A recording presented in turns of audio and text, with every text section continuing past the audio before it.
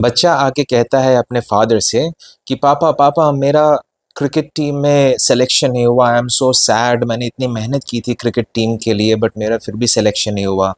Father बोलते हैं कि कोई बात नहीं बेटा, ऐसा होता रहता है और अगली बार और मेहनत करना। कभी कभार this is a phase of life, इसको एक्सेप्ट कर लेना चाहिए। तो परेशान मत हो, कोई फ़र्क नहीं पड़ता, कोई फ़र्क नहीं पड़ता, जस्ट मूव ऑन।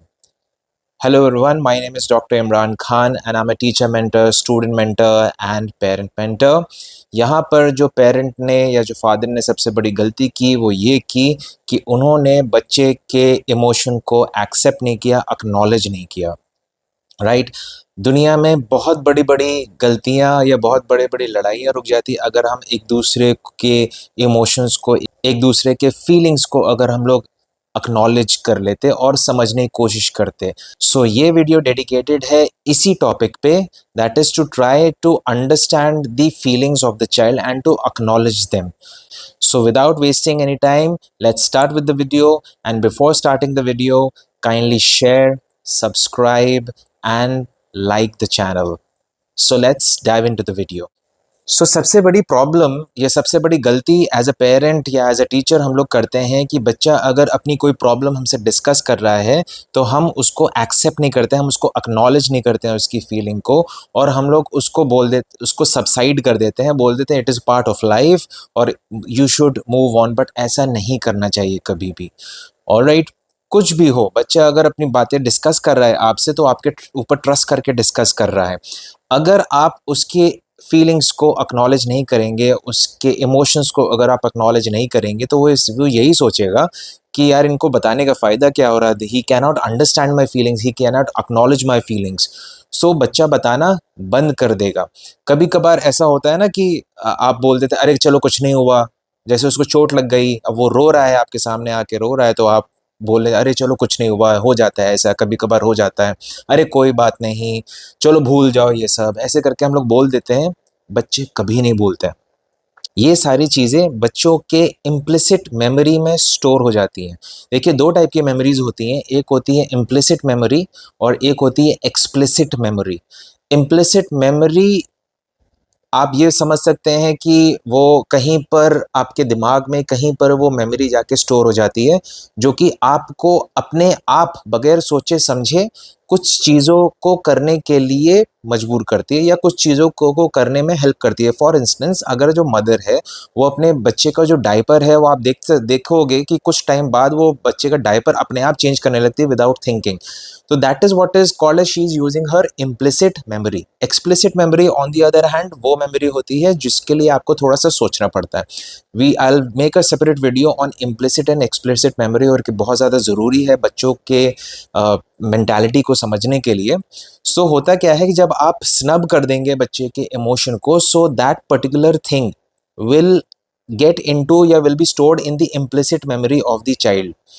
अब होगा क्या, जब भी वो अपने इमोशंस आपके पास लेके आने की कोशिश करेगा तुरंत उसका दिमाग उससे ये बोलेगा, उसके इम्प्लिसिट मेमोरी उससे ये बोलेगी यार उनको बताने का फ़ायदा क्या होगा when he can not understand it. फिर ये एक प्रोसेस चलता रहेगा चलता रहेगा चलता रहेगा। फिर अल्टीमेटली क्या होगा, बच्चा आपसे शेयर करना चीज़ें बंद कर देगा। वो फिर बाहर जाके दूसरों से शेयर करने की कोशिश करेगा। कुछ हो सकते हैं अच्छे लोग उसको मिल जाए जो कि उसके इमोशंस को समझें, कुछ हो सकता है उसको ख़राब लोग मिल जाए जो कि उसके इमोशंस को एक्सप्लॉइट करें। तो इसीलिए you have to be open, you have to acknowledge as a parent, as a teacher, we have to acknowledge all the emotions and feelings of the child. बच्चा जब आपके पास अपने इमोशंस या अपनी फीलिंग्स को एक्सप्रेस कर रहा है ना, तो एक तो सबसे पहले आप अटेंटिव रहिए उसके तरफ, एंड देन ज़्यादा बोलने की ज़रूरत नहीं है, अपने एक्सप्रेशंस दिखाइए अच्छी तरीके से, एंड देन वर्ड्स यूज़ करिए, छोटे छोटे वर्ड्स।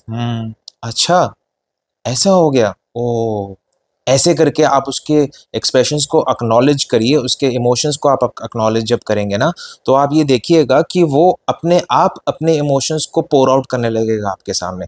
बट आपको सिंसियरली उसके ऊपर कॉन्सेंट्रेट करना पड़ेगा। अब ऐसा आप नहीं कर सकते that you reading a book और बच्चा आपसे अगर बोल रहा है कि पापा ऐसी ऐसी बात हुई है या मैम ऐसी ऐसी बात हुई है, राइट, तो आप बुक पढ़ते-पढ़ते उसकी बातों को आप सुन रहे हैं, ऐसा नहीं हो सकता। A person can do one thing at a time. वो नहीं हो सकता कि आप बुक भी पढ़ रहे हैं और बच्चे के इमोशंस को समझ भी रहे हैं एंड सुन भी रहे हैं, राइट? तो ऐसा नहीं हो पाता। तो बच्चा ये सोचेगा यार ये तो वो 1-2 बार बोलने की कोशिश करेगा, वो देखेगा कि आप बुक में ही लगे हुए हो अपनी, तो वो अपनी अपनी बातों को फिर वो सोचेगा ना कि यार इनसे बताने का फ़ायदा क्या है? He is not paying attention to whatever that I am saying. So वो आपकी बातों को अपनी बातों को बताना बंद कर देगा धीमे-धीमे। फिर मैंने जैसे बताया it is a vicious circle, फिर वो हो सकता है दूसरे लोगों से डिस्कस करेगा अपनी बातें। तो इससे बचना चाहिए, हमेशा फुल अटेंशन देना चाहिए एंड छोटे-छोटे वर्ड्स आप जब यूज़ करेंगे ना उनके इमोशंस को एक्नॉलेज करने के लिए, so it will help a lot. बच्चों की फीलिंग्स को हमेशा एक्सेप्ट करना चाहिए, irrespective whether they are behaving और नॉट। ऑलराइट, अगर वो चिल्ला भी रहे हैं, तब भी उनके इमोशंस को एक्सेप्ट ज़रूर करिए।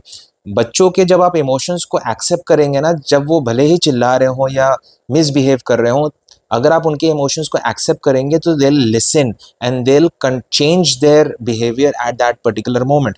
फॉर एग्जांपल आपने देखा होगा बच्चे जब मॉल्स वगैरह में जाते हैं, सो वो टॉयज़ वगैरह को देख के बहुत ज़्यादा अग्रेसिव हो जाते हैं और पैर पटकने लगते हैं एंड बहुत ज़्यादा पीछे पड़ जाते हैं कि परचेज़ दैट टॉय। हम लोग करते क्या है गलती, हम लोग मूव कर जाते हैं वहाँ से, इसको छोड़ दो यहाँ पर, बात नहीं सुन रहा है, इसको छोड़ दो यहाँ पर, चलो आगे चलते हैं। फिर बच्चा ऑब्वियसली बच्चा घबरा जाएगा कि अकेले छोड़ के जा रहा है, तो वो आपके पीछे दौड़ते-दौड़ते आ जाएगा, तो आपको लगेगा कि मेरी जीत हो गई है इसमें, बट ऐसा नहीं है। बच्चे की इमोशन को आपने एक्नॉलेज नहीं किया है। आपने उस पर्टिकुलर मोमेंट पे आपने बच्चे का साथ नहीं दिया है, राइट? तो ऐसे सिचुएशन में करना क्या होता है ना, एक्नॉलेज करिए, उससे बात करिए कि आई कैन अंडरस्टैंड कि तुम्हें ये टॉय बहुत ज़्यादा पसंद है, बट यहाँ पर आने से पहले हम लोग ने ऐसा डिस्कशन नहीं किया था कि आपको ये टॉय चाहिए। ये बोल सकते हैं या आप बिल्कुल सिंपल उसको एक्सप्लेन कर सकते हैं कि आई कैन अंडरस्टैंड कि तुम्हें टॉय बहुत ज़्यादा पसंद है, बट अभी I haven't got that much amount of money जिसकी वजह से मैं ये टॉय खरीद सकूँ। दोनों में से कोई भी आप मेथड यूज़ कर सकते हैं बच्चे को समझाने के लिए, मगर सबसे पहले उसके जो इमोशन है उसको समझिए कि वो अंडरस्टैंड करिए उसके इमोशन को। एक बच्चे को कॉन्फिडेंस में लीजिए कि येस माय फादर और my teacher is listening to whatever that I am saying. School में जब बच्चे चिल्ला रहे होंगे, लड़ाई झगड़ा जब कर रहे होंगे, या कुछ बच्चे होते हैं कि जो कि सुनते नहीं हैं, तो और स्टबर्न टाइप का बिहेवियर करते हैं, तो आपको उनको समझना पड़ेगा। As a parent, as a teacher हमें उसको समझना पड़ेगा, उसको एक्नॉलेज करना पड़ेगा कि अब बच्चा जैसे फॉर एग्ज़ाम्पल बच्चा जैसे लंच बॉक्स नहीं खा रहा है, अब आप उसको फ़ोर्स करोगे कि नहीं लंच बॉक्स खाओ, नहीं लंच बॉक्स खाओ, तो वो नहीं खाएगा। हो सकता है 1-2 पीसेस भले ही मन मार के वो खा ले, बट आपको उसको समझना पड़ेगा that he is not liking the food, तभी वो नहीं खा रहा है। तो आपको उससे ऐसे बात करिए कि मुझे समझ में आ रहा है कि यू डोंट लाइक वेजिटेबल्स जो भी अभी तुम्हें दिया गया है, but it is good for your health. आप देखोगे अगर आप ये सब नहीं खाओगे तो आपकी बॉडी कैसे बनेगी, आपका ब्रेन कैसे शार्प होगा, तो थोड़ा-सा और खा लीजिए। ऐसे करके उसको पुचकारना पड़ता है, उसके इमोशंस को पहले समझिए, फिर उसको प्यार से समझाना पड़ता है, उसके दिमाग को थोड़ा-सा डाइवर्ट करना पड़ता है। कभी-कभार आप घर में जैसे देखते होंगे 2 भाई-बहन लड़ रहे हैं और मान लीजिए कि सिस्टर ने लड़के का कुछ टॉय वगैरह तोड़ दिया, तो जो लड़का है वो सिस्टर के ऊपर बहुत ज़्यादा चिल्लाने लगता है। क्लास में भी ऐसा होता है जैसे लड़ाई झगड़ा होता है।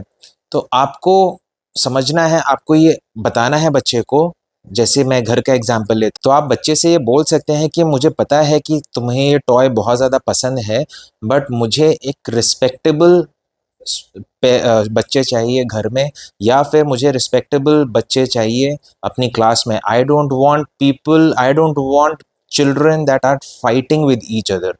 तो जब आप उस चीज़ को एक्सेप्ट करेंगे और फिर जब अपनी बात आप रखेंगे ना, चिल्ड्रन विल ऑलवेज लिसन। और ये ज़रूर बोलिए कि I want respectable people in my classroom, I want respectable people in my home. तो जब आप ऐसे करके बोलेंगे तो बच्चे ऑब्वियसली ज़रूर सुनेंगे इस चीज़ को।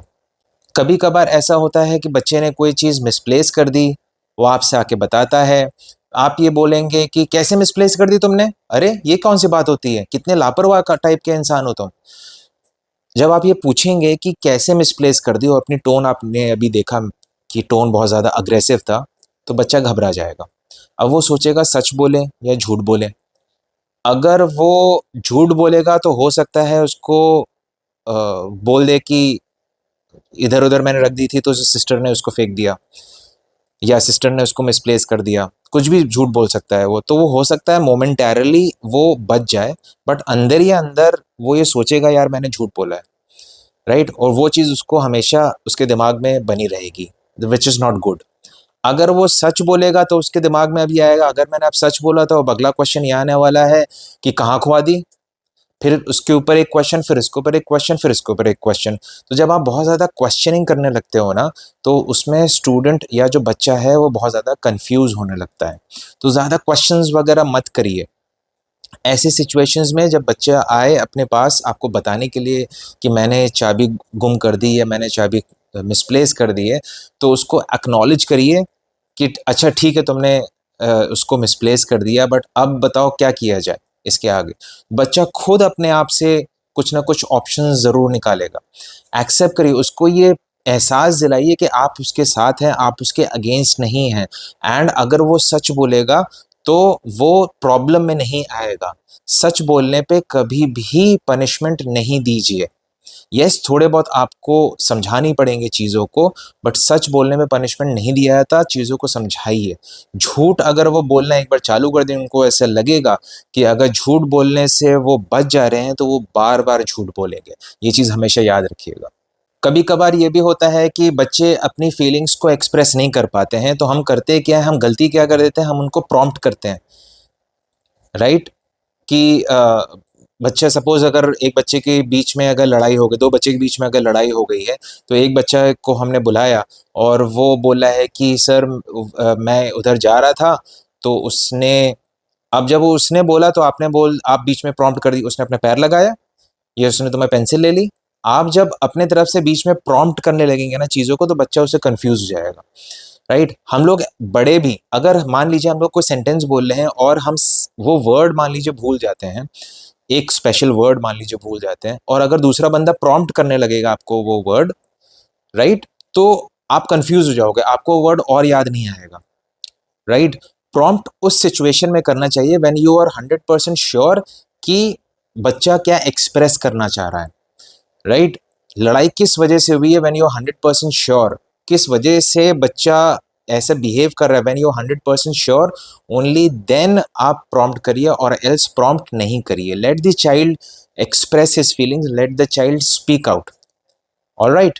देखिए, I always believe that as a teacher और as a parent, if we want our student to be caring human beings, then we also have to show care towards them. If we want to instill dignity in them, then we also have to treat them in a dignified manner. ये हमेशा याद रखिएगा कि जैसा आप treat करेंगे बच्चे को, बच्चा ही वैसे ट्रीट करेगा दूसरे बंदे को। अगर आप केयरिंग नेचर से ट्रीट कर रहे हैं तो बच्चा भी केयरिंग नेचर से ही ट्रीट करेगा। अगर आप डिग्निफाइड नेचर से बच्चे को ट्रीट कर रहे हैं तो बच्चा भी दूसरे लोगों को डिग्निफाइड नेचर में ही ट्रीट करेगा। If we want them to respect the world, then obviously we have to respect them. So ये सारी चीज़ें याद रखिए, इम्प्लीमेंट करिए इन सारी चीज़ों को, and I hope that we will prepare good citizens of the nation that are non-violent, that think before taking any action, that become good ambassador of a nation. So with this, I would like to wind up this video. Hope you have understood whatever that I wanted to say. Till next time, take care. Bye bye.